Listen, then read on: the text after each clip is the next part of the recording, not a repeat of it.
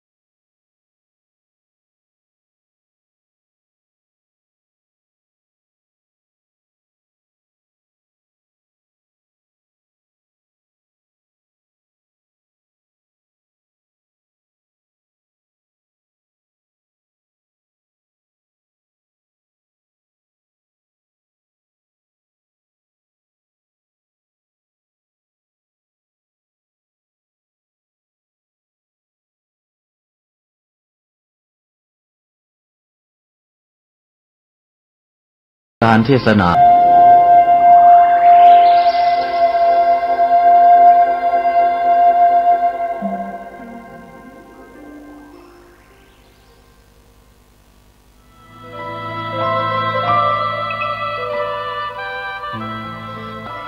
งานเผยแผ่พระพุทธศาสนาของไทยเราในขณะนี้อยู่ในลักษณะตั้งรับมากกว่ารุกไปข้างหน้ายุคแห่งการแข่งขันยุคแห่งการกล่าวอ้างเสรีภาพผู้เข้มแข็งจะชนะสุดท้ายจะครอบครอง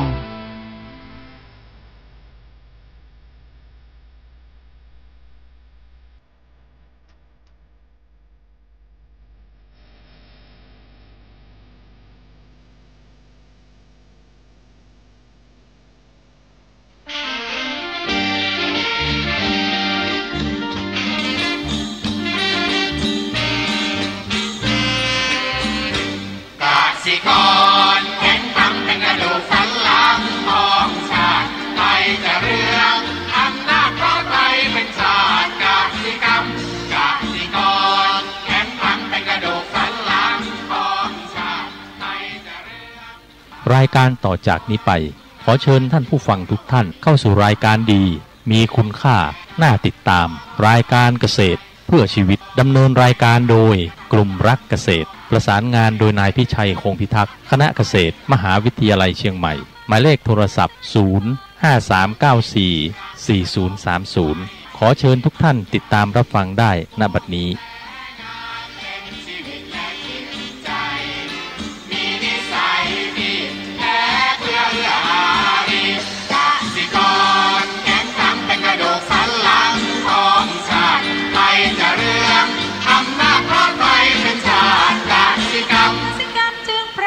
เป็นหลักมันอาชีพสำคัญผู้ไทยที่ไร้สีใครจะเก็บใครจะแข็งแรงทวีสวัสดีครับท่านผู้ฟังพบกับรายการเกษตรเพื่อชีวิตสำหรับวันนี้เสนอเรื่องแนวโน้มเศรษฐกิจตอนที่2ก่อนเข้าสู่รายการก็มีธรรมะมาฝากท่านผู้ฟังหัวข้อจากหนังสือพจนานุกรมพุทธศาสตร์ฉบับประมวลศัพท์เรียบเรียงโดยเทพเวทีประยุทธ์โตมหาจุฬาลงกรณราชวิทยาลัยพิมพ์เผยแพร่ปี 33หัวข้อธรรมะวันนี้คือประมาณคำว่าประมาณแปลว่าการวัดการกะหรือเครื่องวัดเกณฑ์หรือแปลว่าการถือเกณฑ์ประมาณบุคคลในโลกนี้แบ่งตามประมาณคือหลักเกณฑ์ในใจที่ใช้วัดในการที่จะเกิดความเชื่อถือหรือความนิยมเลื่อมใสท่านแสดงไว้4จำพวกคือ1รูปประมาณหรือรูปประมาณิกาแปลว่าผู้ถือรูปร่างเป็นประมาณ2โคสะประมาณหรือโคสัปประมาณิกาก็คือผู้ถือเสียงหรือชื่อเสียงเป็นประมาณ3ลูขับประมาณหรือลูขับประมาณิกาผู้ถือความคร่ำหรือปอนเป็นประมาณ4ธรรมประมาณหรืออัปปมันหรือธรรมประมาณิกาผู้ถือธรรมคือเอาเนื้อหาสาระเหตุผลหลักการและความถูกต้องเป็นประมาณอันนี้ก็เป็นตัวที่ให้เราเห็นว่าแบ่งไว้4อย่างประมาณแปลว่าการวัดหรือการกะหรือเครื่องมือเกณฑ์นะนี่ก็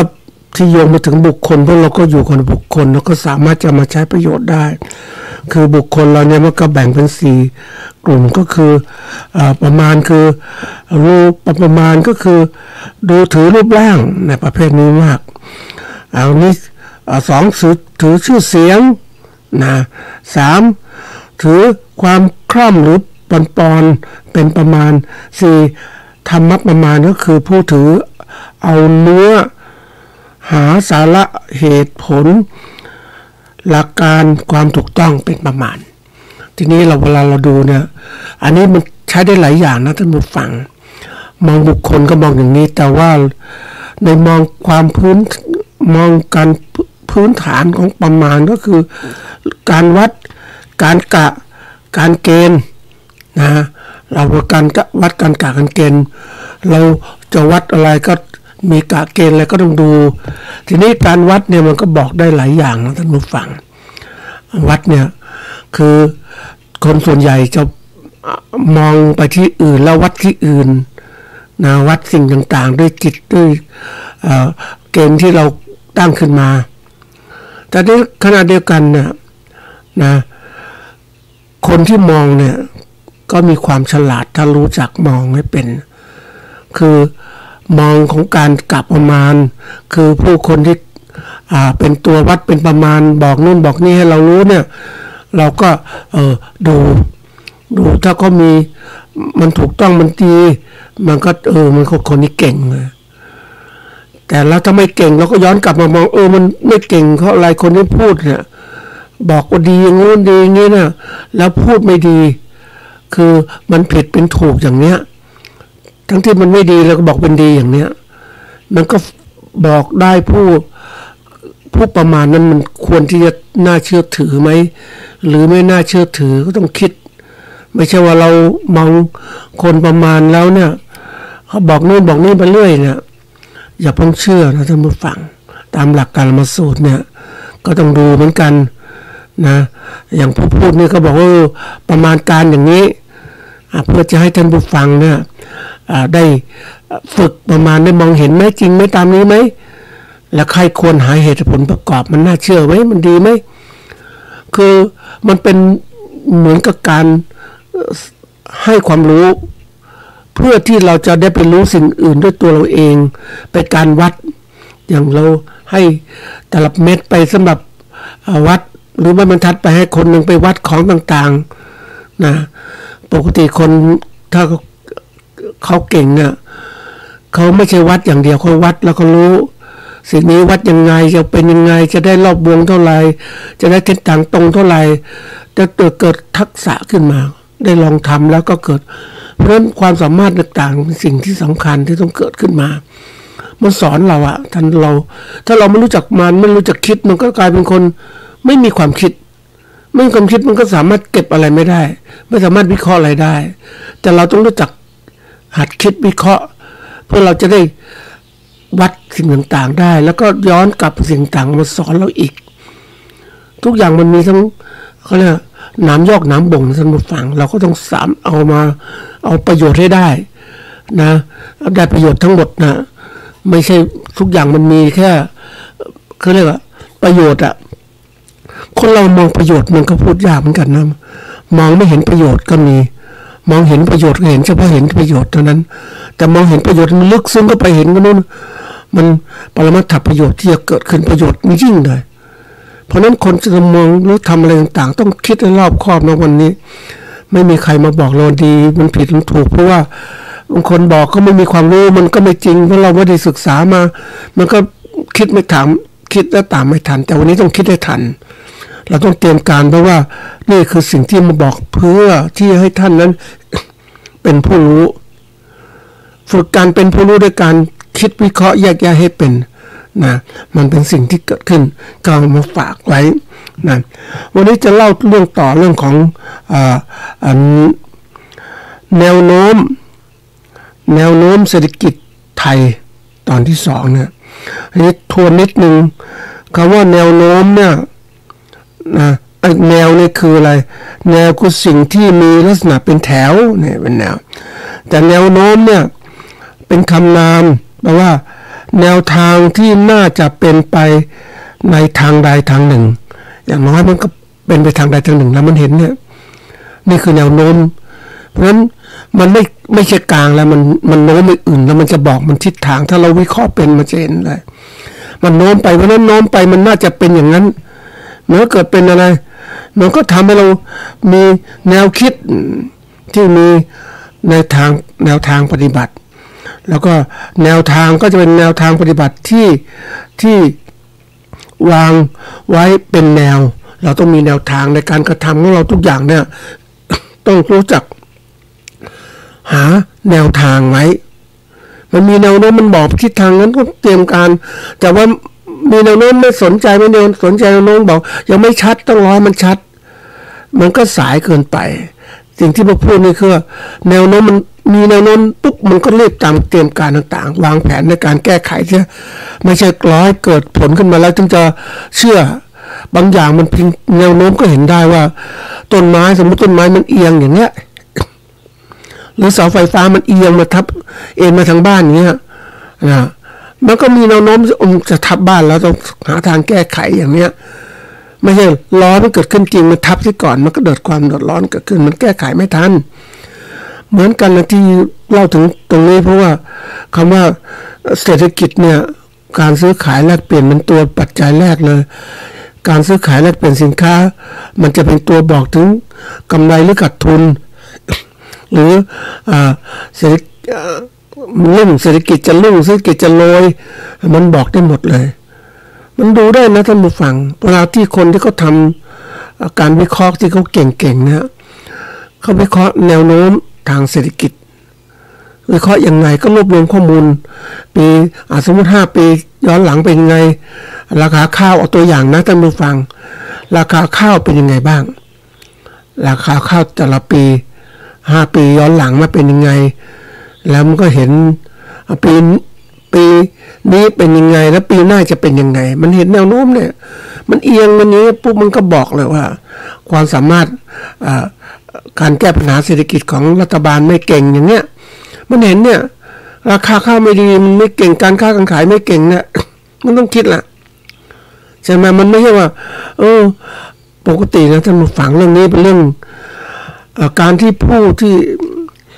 เขาทำนายเศรษฐกิจต่างๆเนี่ยปกติก็มีภาครัฐก็ทำนายนะภาครัฐเป็นผู้ทำนายแต่ภาครัฐก็กลัวผิดก็เลยไม่กล้าจะบอกประจักษ์แจ้งนอกจากจะให้มันเห็นแต่ประจักษ์แจ้งที่ ถึงจะบอกว่ามันเป็นอย่างนู้นอย่างนี้แต่ส่วนใหญ่คนที่จะทำพวกนี้พ่อค้าเขาไวมากเขาติดต่อเขาทำการค้าเขาจะรู้ว่ามันจะเป็นแนวโน้มค่าจะเป็นยังไงได้ไวมากเลยรัฐบาลพูดมาตามหลังคือตามคนทำคนทำที่เร็วที่สุดคือพ่อค้าที่รัฐบาลเก็บข้อมูลถ้ารัฐบาลเก่งก็เจ้าที่เก็บข้อมูลจากพ่อค้าก็มารวบรวมเขียนต่างๆโดยหลักวิชาการก็ทำเห็นแนวโน้มของราคาข้าวได้ ณ วันนี้เนี่ยราคาข้าวลดตกต่ำนะเพราะความสามารถในการแก้ปัญหาของรัฐบาลไม่ได้เตรียมการพ่อค้าคือการที่จะทำการค้าที่ดีมันต้องมีเขาเรียกว่าการพิจารณาลูกอะไรผู้ซื้อสินค้าเราอันที่สองคู่แข่งสินค้าเราที่มาแข่งสินค้าผลิตสินค้าแข่งกับเราขายกับผู้ซื้อเนี่ยมันเป็นยังไงบ้างอันนี้มองคร่าวๆตรงเขาเรียกว่าคู่ต่อสู้คู่สัญญาที่สำคัญแต่ตัวถัดมาคือต้องดูสิ่งแวดล้อมที่เกี่ยวข้องนำจำแต่สังคมการเมืองการปกครองสิ่งแวดล้อมเนี่ยมันจะมีล้อมรอบสถานการณ์สงครามมันก็ทำให้เกิดการขาดแคลนอาหารมันต้องรู้คนเราต้องรู้จักละถ้าเราไม่รู้จักเตรียมต่างๆเนี่ยในสมัยสงครามโลกครั้งที่สองเนี่ยก็เราเจอปัญหามากเราเจอปัญหาทางเศรษฐกิจมากและเป็นที่ที่ประเทศคู่สงครามก็ใช้ดินแดนเราเป็นดันผ่านทั้งจริงๆก็เป็นสนามรบนั่นแหละแต่ก็อ้างมันผ่านคู่ศัตรูก็มาโจมตีประเทศไทยก็เดือดร้อนมันเป็นธรรมชาติอย่างนั้นนะท่านผู้ฟังนี่เราเองในฐานะที่เราต้องเป็นนักหัดที่จะดูแนวโน้มบ้างเราเตรียมการต่างๆไว้เนี่ยเพื่อที่เราจะได้อยู่รอดในวันนี้จากสถานการณ์ที่ผ่านมานะท่านผู้ฟังราคาข้าวเราไม่เคยดีขึ้นมันลดลงอย่างสมัยหนึ่งที่เจอข้าวราคาเกวียนละ7-8,000 บาทนะก็ดีใจกับบางทีเขาบอกทางเกษตรกรบอกต้นทุนมันสูงนะ5-6,000 บาทแล้วกำไรได้ไร่ละพันเองทำไงจะได้มากไร่ละพันเพราะ10 ไร่ก็ได้10,000 บาทอย่างเงี้ยปีหนึ่งทำ10 ไร่เนี่ยไม่ไหวต้องทำปีละหลายครั้งมันเสี่ยงท่านผู้ฟังนี่คือการที่เราจะทำอะไรต้องคิดไม่มองว่าทำไปได้ด้วยความสบายใจมีอะไรทำก็ทำไปไม่ต้องคิดอะไรมากเราทำสบายๆให้คิดไปอย่างเงี้ยทำเราก็มีกิจการงานก็ทำเลี้ยงปากเลี้ยงท้องก็คือคิดเล็กๆน้อยมันคิดได้คิดสบายใจคิดได้แต่เราต้องหัดคิดบนเส้นทางความจริงทำให้เรากระจ่างแจ้งแต่เราคิดบนเส้นทางอะไรอย่าไปคิดมากเลยทำแค่นี้ไปแล้วสบายชาวนาไม่ต้องคิดมากจะไปคิดมากเลยพอมีพอกินพอใช้ก็พอแล้วเนี่ยคือเขามาทำให้เรามันเหมือนกับว่ารู้สึกอุ่นใจสบายใจเรื่องร้อนไม่ต้องร้อนมากเพราะมันธรรมดามันเป็นอย่างนั้นแต่หลังจากนั้นถ้าเราคิดเป็นนักธุรกิจเราต้องมีความจริงใจตั้งมั่นความตั้งมั่นสำคัญมากนะท่านผู้ฟังเราทำอะไรต้องรู้ว่ามันทำแล้วมันจะได้อะไรขึ้นมาประโยชน์สูงสุดตรงไหนไม่ใช่ทำไปเรื่อยๆทนไปคนอื่นเราเปรียบก็สบายทนไปเรื่อยไม่เป็นไรเราทนได้เราเก่งเราทนได้แต่ถามว่ามันทนได้เท่าไหร่มันทนไม่มีจะกินในถูกรัฐบิดตลอดเวลาอย่างข้าวนะวันเนี้ยคือภาวะสงครามต่างๆหรืออะไรต่างๆมันก็เกิดขึ้นคนก็บางประเทศก็เตรียมอาหารมาตรการอาหารการกินมาเป็นยุทธภัณฑ์ยุทธปัจจัยทางสงครามเพราะกินอาหารมีอาหารไว้ก่อนเตรียมไว้ดีนี่คือประเทศเขาเตรียมการอาหารเพื่อสร้างงานเราผลิตอาหารส่งออกที่มันก็คนที่เขาเตรียมอาหารแล้วเขาไม่ซื้อเราทำไงเราเองต้องรู้จักทำไงดีผลิตภัณฑ์ที่เป็นอาหารส่งออกนอกไปค้าขายเนี่ยเราต้องเตรียมการตลาดที่ไหนมีเราต้องหาลูกค้าเข้าไว้มากที่สุดแล้วเราผลิตมาไม่ใช่ผลิตมาเกินเราผลิตมาเกินความต้องการของโลกมันก็ ของสินค้าเกษตรก็เน่าเสียเนี่ยเราต้องคิดให้มากเพราะมันไม่ใช่ว่าเฮ้ยเราประเทศเราเป็นเกษตรกรรมผลิตสินค้าเกษตรจะทำคนผลิตแย่ลงนะไม่รู้จะทำไงเพราะเขาก็ถ้าเราคิดสบายๆก็สบายไปแต่ถ้าเราคิดมันลึกซึ้งเฮ้ยไม่ใช่เว้ยมาทำเล่นๆไม่ได้โลกนี้เป็นโลกของธุรกิจการค้าทำแล้วต้องมีกำไรถ้าไม่มีกำไรแล้วขาดทุนต้องคิดหาทางแก้ไขในการทำมันดีขึ้นลดต้นทุนผลิตยังไงหรือเลิกกิจการไปเสียไปทำอย่างอื่นที่มันดีกว่านะถ้าเราไม่รู้จักเปลี่ยนแปลงเนี่ยมันก็จมอยู่ในที่เดิมยังนึกถึงแหมมันมีตัวก่อนไม่เคยเชื่อเหมือนกันนะฟังไอ้ปลักควายเนี่ยปลักควายที่ควายมันนอนนานๆมันเพลินเนี่ยมันจมมันนะมันน้ำมันเหมือนกับอะไรก็ขังไปมันก็กลิ้งไปที่สุดมันแรกๆมันก็สบายมันก็บอกนอนเป็นปลักอย่างเนี้ยแต่ต่อไปปลักนะมันลึกขึ้นโอ้โหมันขึ้นได้ยากนะท่านผู้ฟังเคยเลี้ยงควายเนี่ยก็ไปดูควายมันนอนสบายแล้วพอไล่มันขึ้นมามันก็อึดอัดขึ้นไม่ค่อยได้อ่ะท่านผู้ฟังเพราะโคลนมันเยอะมากแล้วมันก็ลึกกว่าจะขึ้นมาอีกโอ้โหแล้วมันดูดอ่ะโคลนมันดูดนะมันจมไปมากๆมันเหมือนแบบอาจจะเป็นแบบทรายดูดสมัยก่อน นี่โคลนดูดนะแต่โคลนดูดนี่มันค่อยๆกระพือค่อยๆว่ายมันนะท่านผู้ฟังยืนก็ไม่ได้มันจมมันก็ดูดลงไปน้ำหนักมันก็ถ่วงลงไปก็เนี่ยคือตายคาหลุมอะไรเขาเรียกหนองประเภทที่ว่าควายมันชอบอยู่ในโคลนมันสบายดีนะมันกิ้งไปกิ้งมาแมลงวันก็ไม่กัดมันยุงก็ไม่กัดเพราะที่โคลนมันก็ปกคลุมแต่นานๆมันก็ทำอันตรายต่อควายได้ถ้าควายไม่รู้จักแหละบางทีต้องไล่มันขึ้นมาเนี่ยคนเราเหมือนกันนะท่านผู้ฟังมันนอนสบายมันคิดสบายก็ไม่อยากคิดอะไร จริงๆมันธรรมชาตินะท่านผู้ฟังถ้าเราไม่รู้จักคิดอะไรมันก็อยู่อย่างนั้นแหละ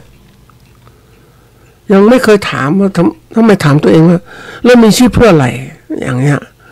มันก็ไปเรื่อยๆไปต้องคิดเลยไม่ต้องคิดเรื่องอะไรชีวิตมันก็ชีวิตคือความเป็นอยู่แค่นั้นแหละอย่าไปคิดอะไรมากมายเลย แต่ถ้าเราเป็นผู้ที่มีจิตวิญญาณที่ดีเลยชีวิตคืออะไรทำไงชีวิตถึงจะมีคุณค่ามันจะเริ่มคิดละคุณค่ายังไงคุณค่าต่อตัวเราเองคุณค่าต่อคนอื่นสร้างประโยชน์ยังไงไม่จะอยู่วันๆนึงไม่เคยคิดอะไรสบาย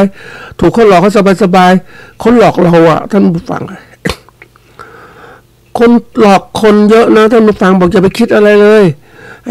อ้ในพวกในทุนพวกอะไรมันก็หลอกเหมือนกันนะคุณอย่าไปคิดอะไรเลยทำอาชีพนี้ดีแล้วไงก็คุณทำเนี่ยไงคุณขายใครไม่ได้คุณมาขายฉันนะฉันก็รวยขึ้นน่ะรวยไม่พอนะไอ้พวกในทุนยังพูดไอ้พวกพ่อค้าพูดฉันนั้นเป็นผู้มีพระคุณต่อคุณฉันซื้อสินค้าจากคุณเนี่ยคุณเห็นคุณต้องซื้อตรงต่อฉันนะเราขนาดนั้นต้องมาฟังเราก็คิดพ่อค้าเป็นผู้มีพระคุณต่อเราทั้งที่อะไรวะนี่มันไม่ใช่ผู้มีพระคุณมันเป็นตัวร้ายเลยในการหลอกเราเงี้ยมันต้องคิดเดี๋ยวนี้มันถ้าไม่คิดนะมันจะถูกเขาเอาเปรียบได้ง่ายๆท่านผู้ฟังทีนี้มันดูว่าพูดตรงนี้บางทีที่บอกให้มาถึงเรื่องของไอ้ตัวเขาเรียกอะไรสินค้าไอ้แนวโน้มเศรษฐกิจนะมันได้เห็นตัวอย่างที่เขาพูดว่าบทสรุปของผู้บริหารนะท่านผู้ฟังในปี2568เศรษฐกิจปี2568คาดว่าจะเติบโตช้าลงกว่าปี2567นะมันเติบโตช้าแน่นอนเลยนะช้าลงแล้วก็ตามแรงหนุนท่องเที่ยวส่งออกที่ลดลงท่ามกลางเสียงสงครามการค้าต่างๆนะเศรษฐกิจมันแย่เพราะว่ามันเป็นจริงมันคนเอาเหตุการณ์เก่าๆมาทำนาย มันก็แย่ลงจริงนะท่านผู้ฟังแล้วสงครามการค้ารอบใหม่คาดว่าจะส่งผล ลบต่อเศรษฐกิจไทยและเป็นความเสี่ยงสำคัญแนวโน้มการส่งออกเราปี68เนี่ยโดยมันประเทศไทยเป็นหนึ่งใน15ประเทศที่สหรัฐนะมีการขาดดุลการค้าด้วยสูงสุดทำให้มีความเสี่ยงที่จะโดนมาตรการขึ้นภาษีนำเข้าของอเมริกานี่เพราะจริงๆประเทศไทยเนี่ยก็แต่ก่อนเป็นประเทศเกษตรกรรมตอนหลังก็กลายเป็นอุตสาหกรรมและอุตสาหกรรมเกษตรด้วยนี่อุตสาหกรรมที่ลงในประเทศไทยมันเป็นอุตสาหกรรมที่ประเทศอื่นๆเขามาลงประเทศไทยก็อ้างว่าลงที่นี่ดีเพราะว่าอันที่หนึ่งคือและค่าแรงงานถูกคนไทยก็พัฒนาได้แล้วก็ส่งออกในนามประเทศไทยได้ประเทศแม่ที่อาจจะโดนสินค้านี้ก็มาลงทุนในประเทศไทยก็มีทางออกประเทศจีนก็ฉลาดมาลงประเทศไทยด้วยญี่ปุ่นก็เหมือนกันเพราะนั้นก็ใช้ชื่อประเทศไทยส่งออกไปอเมริกาก็เลยจัดการขึ้นภาษีเพราะตอนหลังถ้าประเทศซื้อสินค้านำเข้าไปแล้วไม่มากเนี่ยสินค้าในประเทศก็ไม่สามารถผลิตได้และขายได้มันก็กลายเป็นว่าที่สุดก็พึ่งพาต่างประเทศมันเป็นการเขาเรียกการถดถอยทางอุตสาหกรรมในประเทศของตัวเอง ก็เลยเกิดมาตรการภาษีนี่แหละนะนี่มันแนวโน้มที่ว่า68เนี่ยมันเกิดอย่างนี้แล้วเนี่ยก็กีดกันการค้าโดยการใช้ภาษีเต็มที่เล่นงานเราจากเท่าไหร่บางประเทศเป็น 100% ของเราเนี่ยประมาณ20% 29% อย่างเนี้ยนะมันก็ขึ้นมันก็มากขึ้นเพราะฉะนั้นสินค้าไทยก็แพงขึ้นผู้ลูกค้าในประเทศนั้นก็ในอเมริกาก็สินค้าแพงก็ซื้ออย่างอื่นแทนหรือสินค้าในประเทศเอาเนี่ยมันเป็นผลกระทบที่เกิดขึ้นเนี่ยแล้วข้าวก็เช่นกันนะท่านผู้ฟังมันก็มีปัญหาที่เราประเทศอื่นก็คู่แข่งเยอะแยะไปหมดเลยเนี่ย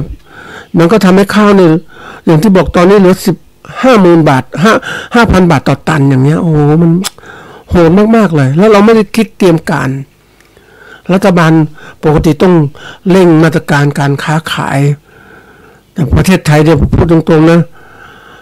ความเหมือนก็ว่าประเทศเนี่ยให้เอกชนนำพ่อค้านำรัฐบาลตามรัฐบาลไม่ค่อยนำเพราะว่าถ้ารัฐบาลนำเราก็บอกว่าประชาชนไม่เก่งนะให้ประชาชนเก่งก็ทำเองแต่ความจริงมันต้องเกื้อให้มากที่สุดนะเพราะวันนี้ยุทธศาสตร์การค้าเนี่ยมันต้องเก่งมากเลยคู่แข่งของเราเขาเก่งเรื่องการค้าขายการเศรษฐกิจต่างๆแต่เราไม่เก่งรัฐบาลเราก็ไม่ก็เก่งอย่างเนี้ยเพราะนั้นเป็นปัญหามากที่จะทำยังไงบางทีที่ไปดูในเวทีของการไม่ว่าจะ SME หรือการส่งเสริมการส่งออกส่วนใหญ่ก็พูดก็มาแนะนำต่างๆให้คนพวกที่เป็นผู้ผลิตสินค้าให้เป็นผู้ประกอบการเสียแล้วก็ทำการค้าให้เป็นทีนี้พูดไปนะคนที่ทำได้จริงๆคือผู้ประกอบการขนาดเล็กขนาดกลางที่ก็เก่งๆแล้วค่อยขยับตัวแต่รายเล็กๆรายใหม่ๆทำยากเลยยิ่งไม่เก่งลำบากมากนี่เพราะถามว่าตอนนี้เศรษฐกิจของเราเนี่ยระบบต่างๆเนี่ยคือถ้าเราไม่เล่นไม่ค้าขายเนี่ยเราก็จะไม่เก่งเราเวทีเราปกติของเราเนี่ยเวทีแบบเกษตรกรคือเป็นผู้ผลิตปลูกพืชเลี้ยงสัตว์เท่านั้นแต่เวทีผู้ประกอบการเนี่ยเขามีอะไรมีการผลิตแล้วก็มีการตลาดถ้าเขาเรียนรู้การตลาดเนี่ยก็จะเห็นแนวโน้มทิศทางของการตลาดที่เปลี่ยนไปข้างหน้า3 ปี 5 ปีเพราะมันเขาคล่องตัวเขามองทำนายตลาดได้เก่งคนเราจะอยู่ในเวทีไหนจะอะไรต่างๆมันจะเก่งขึ้นเพราะว่าถ้าเราทำเราสัมผัสถ้าเราไม่สัมผัสปุ๊บมันก็จะไม่รู้เหมือนไปคุยกับพ่อชาวนาที่ขายข้าวเนี่ยเขาก็รู้เฉพาะขายพ่อค้าคนนี้นะรู้ข้อมูลแค่นี้แต่ไม่รู้ว่าแนวโน้มข้างหน้าจะเป็นยังไงข้อมูลต่างประเทศเป็นไงประเทศไหนเป็นคู่แข่งของเราจะส่งข้าวไปขายได้ไหมอย่างเงี้ยนะอันนี้เป็นเรื่องที่สำคัญเพราะฉะนั้นในปี ที่ผ่านมาเราก็ลำบากมากในเรื่องของตรงนี้การค้าการขายในประเทศสำคัญเป็นสิ่งที่ต้องเรียนรู้นะเดี๋ยวนี้ผู้ผลิตสินค้าเดียวกันเราก็มากขึ้นนะอย่างผลิตข้าวก็ชาวนาเยอะไปหมดเลยเนี่ยก็แย่งกันนะใช่ไหมนี่มันตัวนึงแล้วต่างประเทศเนี่ยประเทศก็เตรียมตัวในการที่จะเขาเรียกอะไรในการที่จะผลิตสินค้าอาหารไว้อย่างวันนี้ตัวอย่างนะมาฟังอย่างฟิลิปปินส์เกิดพายุอย่างเนี้ยแน่นอนเขาต้องการอาหารอยู่แล้วแต่เขาไม่มีเงินซื้อทำไงใช่ไหมนะเขมรนี่ก็เจอพายุเข้าไปใช่ไหมนี่มันเป็นเรื่องที่แบบเราสามารถเอาสิ่งแวดล้อมมาดูได้ทิศทางจะเป็นยังไงแต่เราต้องเก่งอะเราต้องจับทิศทางการค้าแนวโน้มจะเป็นไปยังไงเพราะว่าเราต้องมาปรับตัวแต่ถ้าเราไม่รู้จักนี้ปรับตัวไม่รู้สึกศึกษาข้อมูลต่างๆเนี่ยจะลำบากมากเลยนะอันนี้เป็นเรื่องที่ต้องคิดแล้วนะในเรื่องของการพูดตรงๆประเทศไทยนะมันอึดอัดมานานประเทศที่ว่าเปลี่ยนรัฐบาลบ่อยจากรัฐบาลปฏิวัติมานะเผด็จการมาตั้ง 7-8 ปีนู่นน่ะระบบการต่างๆแย่ลงการค้าการขายก็ไม่เก่งมันเหมือนแช่แข็งประเทศไทยแล้วมาเปิดเป็นประเทศไทยได้2 ปีกว่าเนี่ยก็ถูกเปลี่ยนนู่นนี่เขาเรียกรัฐบาลไม่มั่นคงยังจับทิศทางไม่ได้แล้วยิ่งประสบปัญหาคือวิกฤตทางเศรษฐกิจด้วยโรคระบาดด้วยจริงๆแล้วถ้าไม่มีวิกฤตทางโรคระบาดหรืออะไรต่างๆเศรษฐกิจต่างๆเนี่ยที่มันมาตั้งแต่ยุคของปฏิวัติน่ะเขาคงไม่ขายอำนาจหรอกพวกปฏิวัติต่างๆแต่เขารู้ว่าเขาไม่สามารถทำได้ประชาชนเดือดร้อนก็ต้องปล่อยให้ประชาธิปไตยทำงานแต่ประชาชนทำงานจะทำไม่เต็มที่เพราะว่ามันเจอปัญหาต่างๆมากมายอะไรต่างๆยังไม่ดีมั่นคงเนี่ยมันเหมือนกับว่าเราเพิ่งออกจาก ICU มาเนี่ยมันก็ร่างกายไม่แข็งแรงเหมือนกันอ่ะระบบประเทศเพิ่งออกจากการปฏิวัติมาสู่ประชาธิปไตยมันยังไม่แข็งแรงเพราะนั้นคนก็ไม่เก่งในการเลือกต่างๆยิ่งท่านผู้ฟังก็คงจะรู้ว่าทำไมพรรคนู้นได้มากคะแนนเพราะทิศทางของคนที่ไม่ชอบปฏิวัติเนี่ยไม่ชอบกันนะมันไปเลือกอีกทางหนึ่งเลยอ่ะมันเหมือนลูกตุ้มที่แกว่งอ่ะมันแกว่งไปสุดที่เลยอ่ะมันก็ประท้วงอ่ะอย่างเนี้ยเพราะฉะนั้นมันก็เลยมันการที่จะบริหารประเทศมันต้องเก่งเพราะนั้นเราดูทิศทางมันเห็นชัดเจนนะตัวอย่างเศรษฐกิจเนี่ยเราดูว่าเราการไหลเงินของการลงทุนต่างชาติเข้ามาประเทศไทยมันก็มาแต่นี่ว่าประเทศคู่แข่งเขาเก่งกว่าอย่างไปดูง่ายๆท่านผู้ฟังประเทศไทยมีศักยภาพนะแต่ต่างชาติไม่มาลงทุนเพราะว่าไปลงทุนในเวียดนามค่าแรงงานถูกคนเขาเยอะมากคนพูดตรงๆนะคนเขาไม่มีรายได้มากมายทำงานเพราะนั้นทำงานระดับนั้นดีแล้วต่างชาติก็ลงทุนเพราะนั้นลงทุนในเวียดนามเนี่ยต้นทุนต่ำกว่าเราเห็นไหมนี่คู่แข่งอย่างนี้เพราะนั้นเศรษฐกิจเนี่ยมันเห็นได้ชัดเจนเนี่ยมันมองแต่ละประเทศเป็นไงบริโภคมันเป็นยังไงนะแล้วตัวสงครามการค้ารอบใหม่ก็รุนแรงอเมริกาจัดการกับประเทศต่างๆมันทำให้เดือดร้อนทั้งโลกท่านผู้ฟังมันส่งผลโดยกระทบโดยตรงด้วยกับประเทศเหล่านั้นแล้วก็โดยตรงอเมริกาเพราะฉะนั้น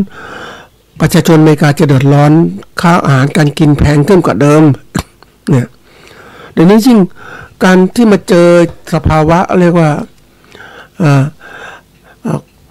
การใช้เครื่องไม้เครื่องมือมาทดแทน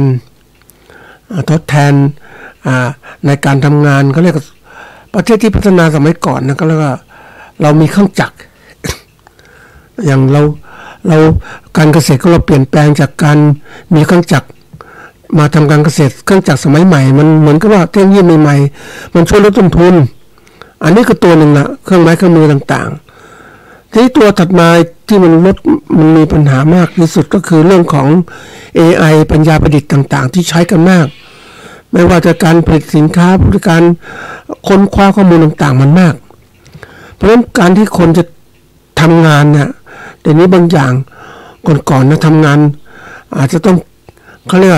เขียนเรื่องการค้นคว้าใช้เวลานานมากเลยกว่าจะได้ข้อมูลในนี้แป๊บเดียวก็ได้ละมันประหยัดเวลามันแข่งขันกันเร็วถ้าใครตัวนี้ที่มันตัวทำให้เกิดการเรียกว่าทำให้คนตกงานโดยในตัวแล้วก็คนก็เริ่มตระหนักว่ามันมีปัญหาตรงนี้นวัตกรรมใหม่ๆเกิดขึ้นไปอีกนะเศรษฐกิจมันเปลี่ยนเร็วมากนะวันนี้มันเป็นเรื่องที่ว่าการที่เรามันไม่เหมือนเดิมแต่ก่อนนะสินค้าเนี่ยมันเคลื่อนที่ได้ยากนะเพราะระบบขนส่งไม่ดีพอแต่เดี๋ยวนี้สินค้าเคลื่อนที่ได้ง่ายมากนะเอาสั่งที่ไหนก็ได้เลยมันจะเคลื่อนที่เพราะความรวดเร็วในการขึ้นเพราะระบบการขนส่งสินค้ามันเร็วมากมันดีมากกว่าเดิมนะประหยัดขนที่ได้มากๆเพราะฉะนั้นการที่จะผลิตสินค้าที่ใดที่หนึ่งเนี่ยมันก็ต้องคิดมากทีเดียวเพราะว่าผลิตไปแล้วต้นทุนมันสูงกว่าที่อื่นนะมันก็บอกว่าคนเรามันจะเลือกที่ไหนที่ถูกดีเอามาใช้เราไม่จำเป็นต้องผลิตเองไอ้ข้อนี้แหละเป็นตัวสำคัญเพราะฉะนั้นแต่ละที่เนี่ยก็ผลิตสินค้าที่ให้ถูกที่สุดนะได้มีโอกาสคุยกับพ่อค้าจีนนะท่านผู้ฟังผลิตเครื่องปรับอากาศขายทั่วโลกเลยนะทั่วไปเขาบอกว่าที่ไหนใช้มากนะก็จะย้ายโรงงานไปผลิตที่นั่นโดยไอ้เจ้าของบริษัทมีที่ต่างๆก็ไปผลิตที่นั่น ก็ใช้อย่างนี้นะก็ทำให้เขาค้าขายได้มากแต่ว่ากรณีไปผลิตที่อื่นๆเนี่ยมันก็มีความไม่มั่นใจเกิดขึ้นว่าไม่สามารถควบคุมอะไรได้มากมายต้นทุนก็อาจจะแพงขึ้นได้ในอนาคตจะลำบากเพราะนั้นบริษัทแม่ที่อยู่ในประเทศจีนก็เลยคิดกลยุทธ์ว่าเฮ้ยทำที่เนี่ยให้ถูกที่สุดในโลกท่านผู้ฟังนะไม่ต้องทำที่ไหนทำเครื่องปรับอากาศที่จีนนั่นแหละและมันเป็นข้อมูลเป็นระบบดีมากเลยก็มีอะไรทุกอย่างมีพร้อมมันถูกหมดเสร็จแล้วไม่ต้องไปหาเองแล้วก็ผลิตมีหน้าที่ขายอย่างเดียวขายถูกไปก่อนแล้วค่อยทำลายคู่ต่อสู้ให้หมดได้ที่สุดคู่ต่อสู้ก็ประเทศคู่ต่อสู้ก็เลิกไปไม่ผลิตเพราะฉะนั้นแอร์ของจีนก็เลยขายได้ทั่วโลกเลยใครแข่งไม่ได้ความที่มีอำนาจหลักการที่เขาทำตรงนี้คือผลิตได้มากนะขนาดธุรกิจที่ใหญ่ต้นตรงไหนต่ำที่สุดเพราะอยู่ได้ก่อนแล้วมันอยู่ได้แล้วครอบครองตลาดได้แล้วหลังจากนั้นจะคุมได้หมดเลยเขาก็ใช้วิธีการเนี้ยเขาก็เลยผลิตสินค้าก็เริ่มพัฒนาระบบของการขนส่งสินค้าจากจีนไปที่อื่นก็สร้างระบบขนส่งทางเรือทางอะไรต่างๆทางรถไฟทำได้หมดเลยที่เขาวางกลยุทธ์มาเนี่ยนี่คือเขาวางแผน ในการที่จะประเทศผู้ผลิตในทางฝั่งคนมองว่ามันจะอยู่ได้ไหม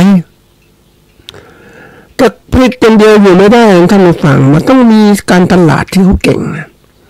การตลาดครอบคลุมได้หมดแล้วตลาดแล้วก็ระบบขนส่งเพราะฉะนั้นวิธีการเขาก็สามารถจะส่งสินค้าเอามาแข่งในประเทศอื่นได้หมดแหละนี่คือกลยุทธ์ของเขาวันนี้เขาทำกลยุทธ์ทุกอย่างสินค้าอุตสาหกรรมแล้วก็พวกของอาหารการกินผักผลไม้เสื้อผ้าทำหมดเลยความที่มันอย่างนี้มันเก่งคือกลยุทธ์ในการมองเรื่องการค้าการขายเนี่ยเขาเรียกว่าเป็นหลักของการผลิตนะท่านผู้ฟังหลักการที่เราจะผลิตเป็นอุตสาหกรรมมันต้องมีการค้าการขายถ้าเราไม่เก่งนั้นมันลำบากแต่เขาเก่งเขาวางแผนตรงนี้ปุ๊บเพราะฉะนั้นเขาทำมากนะแม้จะถูกที่เขาขยาย ประเทศก็เจริญก้าวหน้าเนี่ย ที่ผ่านมาเนี่ยเพราะว่าความสามารถในการผลิตและการตลาดของเขาที่สูงมากเขาจึงเป็นประเทศอุตสาหกรรมที่ความเจริญก้าวหน้าที่สูงเศรษฐกิจของประเทศก็ดีแล้วใหญ่ความใหญ่เนี่ยนี่คือการเป็นคุมเศรษฐกิจโลกได้ เนี่ยนี่คือตัวอย่างเพราะนั้นเวลาเรามองเนี่ยเรามองเล็กๆมันก็เป็นเล็กๆท่านผู้ฟัง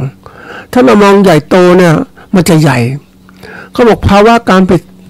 ไทยเนี่ยยังมีแนวโน้มอ่อนแอยังจากประเด็นโครงสร้างภาคการผลิตของไทยที่นะผลิตสินค้าไม่ตอบโจทย์ความต้องการของตลาดโลกนะอันนี้สำคัญเพราะว่าเราการผลิตของเราเนี่ยอยู่ในมือสมมติว่าข้าวอยู่ในมือของเกษตรกรก็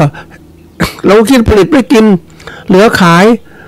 แต่ถ้าเป็นอุตสาหกรรมบอกว่าผลิตขายมีเป้าหมายขายถ้าขายไม่ได้อย่าเพิ่งไปผลิตเนี่ยนะเราผลิตไปแล้วมันก็เจอโน่นเจอนี่เพราะเราไม่เก่งเรื่องการตลาดแต่เราต้องมองตัวนี้แนวโน้มมันบอกได้หมดเลยนะวันนี้เราต้องเผชิญเรื่องของการเปลี่ยนแปลงที่ยิ่งต่างในการผลิตต้นทุนการผลิตก็สูงขึ้นการตลาดก็ไม่เก่งค่าแรงงานเรามีปัญหามากตอนนี้แรงงานของเราเนี่ยนะภาคเกษตรเรามีปัญหาแรงงานท่านผู้ฟังอีกประมาณ10 ปีข้างหน้าเนี่ยแน่นอนจะเจอปัญหาแรงงานเพราะลูกหลานเกษตรกรไม่ก็เกิดขึ้นมาแล้วก็ไม่อยากทำการเกษตรด้วยนะไม่พอแล้ววันนี้แล้วการแข่งขันอย่างที่บอกสินค้าถูกมันจะไหลไปทุกที่เลยเพราะฉะนั้นการสกัดกั้นต่างๆมันสกัดกั้นได้ยากเพราะว่าพ่อค้าสมมติว่าพ่อค้าคนจีนนะท่านผู้ฟังเขามาอยู่ประเทศไทยแล้วเขาก็ดูสินค้าที่ไหนมันถูกเพราะฉะนั้นที่ถ้าซื้อจากประเทศแม่เขาเองมันถูกกว่าเขาก็สั่งเข้ามาเราจึงเห็นได้ว่าสินค้าหลายอย่างมากในประเทศไทยสั่งจากจีนสินค้าจีนเต็มแล้วถูกมากเลยนะอย่างสินค้า20 บาทอะไรพวกนี้นั่นมาจากจีนแล้วก็แน่นอนเขาก็ค้าขายได้แล้วสินค้าที่จะผลิตในประเทศไทยแข่งกับเขาเล็กๆมันแข่งไม่ได้หรอกเราเล็กแข่งกับใหญ่ไม่ได้เราต้องใหญ่ทีนี้มันถ้าเราเล็กๆยังไม่ทำไปทำใหญ่ได้ยังไงนี่คือตัวปัญหาแล้วยิ่งมาเจอเขาเรียกอัตราเงินเฟ้ออีกต่างหากค่าของชีพแพงอะไรแพงเนี่ยนะราคาพลังงานก็สูงค่าน้ำมันแพงอย่างเงี้ยเคยกล่าวว่าน้ำมันประเทศไทยมันแพงเกินไปนะมันไปตกอยู่ไอ้พวกที่บอกว่าร่ำรวยจากการค้าพลังงานความมั่นคง เราจริงๆแล้วอย่างราคาน้ำมันน่ะนะมาเลเซียสูงกว่าลิตร17 บาทเราทำไมไม่ซื้อเพราะเรา34 บาท30 บาทอย่างเนี้ยเพราะอะไรมันถูกผูกขาดโดยระบบบางอย่างในประเทศไทยเนี่ยนะแล้วทั้งก็บอกว่าราคาน้ำมันดิบในตลาดโลกมีแนวโน้มลดลงแต่ราคาขายปลีกพลังงานในประเทศยังคงไม่ลดมากเท่าที่ควร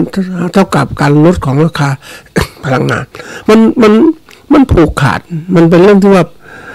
ประเทศไทยเนี่ยมันก็เรียกแบ่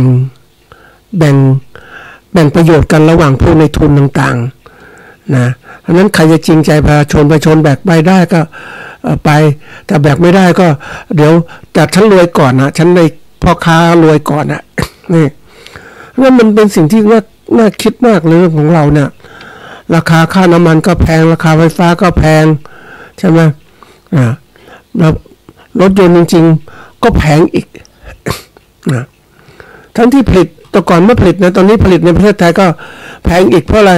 ไอ้ผลิตในประเทศไทยก็ลงทุนต่างชาติเข้ามาผลิตใช่ไหมเครื่องจักรกลเกษตรก็เหมือนกันแพงทั้งนั้นเพราะว่ามันเป็นธรรมชาติของการที่ว่า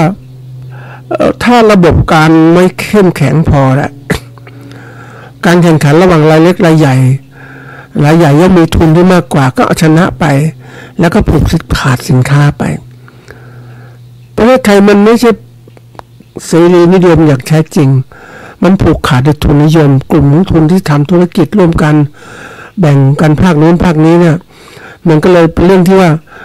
เราเองเนี่ยเป็นผู้ผลิตหรือผู้พกขนาดเล็กมันต้องเตรียมการไว้แต่ใครจะช่วยเพราะว่าประเทศเราอย่างที่บอกว่าเป็นประชาธิปไตยแต่ประชาธิปไตยแบบไม่เต็มที่นะเขาบอกว่ามันประเทศไทยขนาดนี้เนี่ยการชะลอตัวในเศรษฐกิจของโลกนะจากภาษีต่างๆที่มันบีบคั้นการผลิตต่างๆความขัดแย้งในพื้นที่ภูมิภาคต่างๆมันเกิดขึ้นมันเป็นเรื่องที่หนักนะท่านผู้ฟัง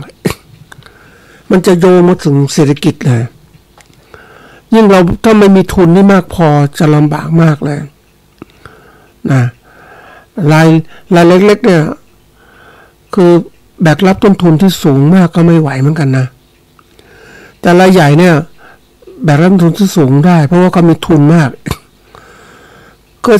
เวลาที่สังเกตเวลาซื้อสินค้านะรายเล็กซื้อสินค้ามาราคาต่อหน่วยก็แพง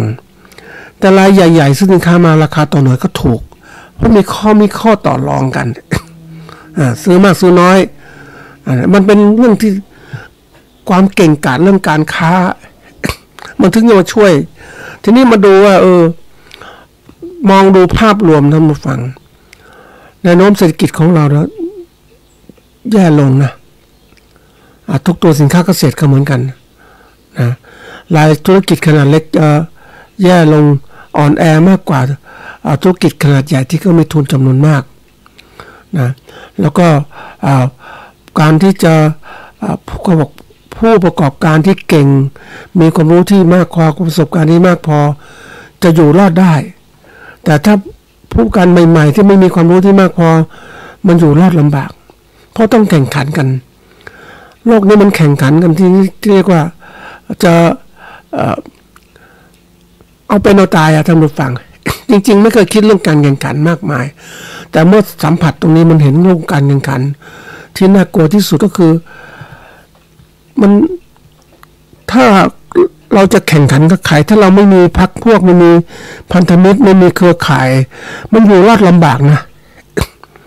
เพราะว่าทุกอย่างในโลกธุรกิจเนี่ยมันมีเครือข่ายเขาบอกเก่งอย่างเดียวไม่พอต้องมีเครือข่ายมีผู้ช่วยมีรุ่นมีข้อมูลมีต่างๆที่มากมายที่สนับสนุนมันถึงอยู่รอดได้เพราะนั้นแนวโน้มเนี่ยต้องบอกว่านะบอกตั้งแต่เรื่องของอุตสาหกรรมเดี๋ยวตัวแรกนะท่านผู้ฟังนะมันภาพรวมเนี่ยเศรษฐกิจไทยภาพรวมมันจะบอกว่า68แย่แล้ว69เนี่ยไม่ค่อยไหวเลยนะท่านผู้ฟัง ต้องประคองตัวให้ดีนะนี่มาดูว่าเขาบอกว่าอุตสาหกรรมไทยเนี่ยท้าทายต่อเนื่องมันถูกคู่ต่อสู้เนี่ยมันทั้งในประเทศแล้วก็ต่างประเทศมันมาท้าทายโดยเฉพาะยิ่งธุรกิจจีนที่เข้ามาท้าทายเราหมดแล้วเขาเอามาแย่งชิงเรานะอันนี้คือตัวหนึ่งนะแนวโน้มเราก็จะลำบากนะถัดมาก็คือเรื่องของสินเชื่อและหนี้สินครัวเรือนปี68เนี่ยนะสินเชื่อและหนี้สินคือสินเชื่อเนี่ยมันการให้กู้ก็ยากนะเขาก็ไม่ให้กู้เท่าไหร่ต้องจากมีสินเชื่อแล้วก็หนี้สินครัวเรือนมันสูงอยู่แล้ว คนเป็นหนี้มากโดยเฉพาะที่ภาคเกษตรแล้วเป็นหนี้แม้ดอกเบี้ยจะต่ำแต่เป็นหนี้มันสะสมมันก็เลยกองใหญ่ทีเดียวบอกว่าหนี้สินมากเพราะนั้นทำให้การเติบโตที่ช้าลงในการที่จะเอาเงินมาใช้นะการฟื้นฟูในช้ามากจริงๆนะเขาบอกว่าแนวโน้มเศรษฐกิจไทยปี68-69เนี่ยมีแนวโน้มขยายตัวลดลงปี68สมมติก็บอกขยายตัวแค่ 2.2 แต่ปี69เนี่ยขยายตัว 1.6 เศรษฐกิจช่วงนี้มันเหมือนกับว่ามันขยายตัวได้ช้ามันก็มีตัวถ้าดูอันนี้เป็นดูรายปีนะรายเดือนก็บอกได้เหมือนกันนะเขาบอกว่าสรุปสถานการณ์เศรษฐกิจเงินเฟ้อเนี่ยในช่วง8 ตุลา 68เนี่ยบอก อัตราการเติบโตเศรษฐกิจเนี่ยปี67 2.5 ปี68 2.2 ปี69 1.6 แสดงว่ามันขยายตัวช้ามากอัตราเงินเฟ้อทั่วไปปี67 0.4 นะ68 0.0 69 นะ 0.5 เนี่ยเงินเฟ้อมันมากขึ้นแล้วนะอัตราเงินเฟ้อพื้นฐาน67 0.6 68 0.9 69 0.9 ทีนี้มาดูว่าที่มันเฟ้อเนี่ยมันค่าต่างๆแพงขึ้นทีนี้ตัวที่สำคัญที่สุดก็คือว่าเรื่องของรายได้ที่เราน้อยลงอ่ะคนตกงานคนเองต่างเนี่ยไม่ค่อยมีงานทำรายได้ไม่ค่อยมีอย่างดูการค้าการขายก็ไม่มีเพราะนั้นมันก็ลามมาว่าเราเองเนี่ยผลิตสินค้าเกษตรก็ต้องดูให้ผลิตแล้วขายใครพออยู่ได้ก่อนพอกูอยู่พอกินแต่ว่าวันนี้มันเหมือนกับว่าปัญหาเศรษฐกิจโลกมันล้มเล้าไปหมดอ่ะสงครามเศรษฐกิจมันเกิดการเขาเรียกจีนเนี่ยเป็นประเทศหนึ่งที่มีสงครามเศรษฐกิจกับอเมริกาเพราะฉะนั้นสินค้าเกษตรของจีนสินค้าอุตสาหกรรมหลายตัวมากเลยที่เคยส่งประเทศมีคู่ค้าคู่แข่ง ถูกประเทศอื่นสร้างบริการกีดกันการค้าเกิดขึ้นสินค้าจีนก็ทะลักมาในประเทศไทยนะทุกตัวอะไรมันก็เลยทำให้ผู้บริโภคในประเทศไทยและผู้อุปโภคสินค้าก็ซื้อสินค้าถูกจากจีนเพราะฉะนั้นก็ไม่ได้สนับสนุนสินค้าที่ผลิตในประเทศไทยมากเท่าที่ควรจะเป็นนี่คือปัญหาใหญ่แล้วต่อไปผู้ผลิตสินค้าอยู่ไม่ได้จะทำไงก็เลิกไปมันหดตัวอย่างมากจริงๆอันนี้คือปัญหาใหญ่เพราะนั้นประเทศที่เราเปลี่ยนแปลงคือเขาบอกว่าความเปลี่ยนแปลงที่กำลังเกิดขึ้นในบริบทโลกใหม่เนี่ยกับความเปราะบางเศรษฐกิจของไทยเนี่ยมันเป็นปัญหาที่ใหญ่มากโครงสร้างเศรษฐกิจไทยในปัจจุบันเปราะบางที่สั่งสมอย่างยาวนานในหลายมิติความเปลี่ยนแปลงที่กำลังเกิดขึ้นและไม่สามารถหลีกเลี่ยงได้ในบริบทโลกใหม่ได้เข้ามาซ้ำเติมให้ปัญหาเหล่านี้ทวีความแนวโน้มรุนแรงมากขึ้นงานวิจัยสรุปว่าบริบทโลกใหม่เนี่ยที่จะมีผลกระทบต่อเศรษฐกิจไทยทั้งหมดมี5ประการซึ่งเราต้องเตรียมรับมือนะท่านผู้ฟังก็คืออันที่1เนี่ยการปรับเปลี่ยนและความขัดแย้งทางภูมิรัฐศาสตร์ของโลกเรามีสงครามเกิดขึ้นแล้วโดยเฉพาะไทยกับกัมพูชาเนี่ยมันจะสร้างปัญหาทางเศรษฐกิจของเราอันที่2ความก้าวหน้าทางเทคโนโลยีอย่างก้าวกระโดดมันค่าคนที่เก่งเขาสามารถคุมเขาได้ความรู้มากเขาก็ก้าวหน้าได้เร็วกว่าเราเองก็ต้องหาความรู้ตรงนี้มาให้มันดีขึ้นอันที่3เนี่ยการเปลี่ยนแปลงสภาพภูมิอากาศของโลกที่โลกมันร้อนขึ้นน่ะเราไม่สามารถจะคาดการณ์การผลิตสินค้าเกษตรได้เลยเพราะว่ามันจะเกิดปัญหาเรื่องฝนไม่ตกต้องตามฤดูกาลหรือฝนแรงฝนน้ำท่วมต่างๆอันที่4เนี่ยการเข้าสู่สังคมผู้สูงวัยนะและที่5นะเป็นผลวิกฤตโควิด-19 ที่ทิ้งไว้กับประเทศไทยตอนนี้ผู้สูงวัยเรามากนะเด็กเกิดก็น้อยลงไม่มีแรงงานนะเป็นยังไงบ้างนะแล้วก็ผลพวงจากโควิดเนี่ยนะแน่นอนว่าทำให้เกิดการบริษัทต่างๆเกิดก็เลยปิดตัวไปหลายมากเลยแล้วก็คนก็ตกงานไม่มีเงินทำเพราะนั้นเศรษฐกิจก็ไม่ดีนะไม่มีเงินใช้ปุ๊บเราก็ดูในตัวอย่างสำคัญว่าเราจะอยู่อย่างไรมันเป็นแนวโน้มที่เล่าให้ท่านผู้ฟังเนี่ยไอ้5ตัวมันโถมทลามาแล้วเนี่ยเพราะนั้นวันนี้ต้องทำยังไงธุรกิจเราแข็งแรงประหยัดไว้ก่อนให้มันดูใช้จ่ายอะไรที่ควรใช้อย่าอะไรไม่มั่นใจอย่าเพิ่งใช้เก็บไว้เป็นทุนเพราะว่าวิกฤตนี่มันจะยาวประมาณ 2-3 ปีข้างหน้าเนี่ยนะปีอย่างน้อยปีหน้าเป็นยังไงกว่าจะฟื้นตัวอีกโอ้ยนะหนักนะอันนี้คือปัญหาที่เกิดขึ้นเราต้องเตรียมตัวเพราะบางอย่างที่รัฐบาลเอาเงินมาช่วยนู่นช่วยนี่ก็คือแก้ปัญหาชั่วคราวเท่านั้นแหละแต่ความจริงแล้วเนี่ยธุรกิจของเรามันแย่ลงเศรษฐกิจเราแย่ลงนะเพราะนั้นวันนี้ต้องเตรียมตัวให้ดีขึ้นนะครับท่านผู้ฟังก็ฝากไว้เป็นข้อคิด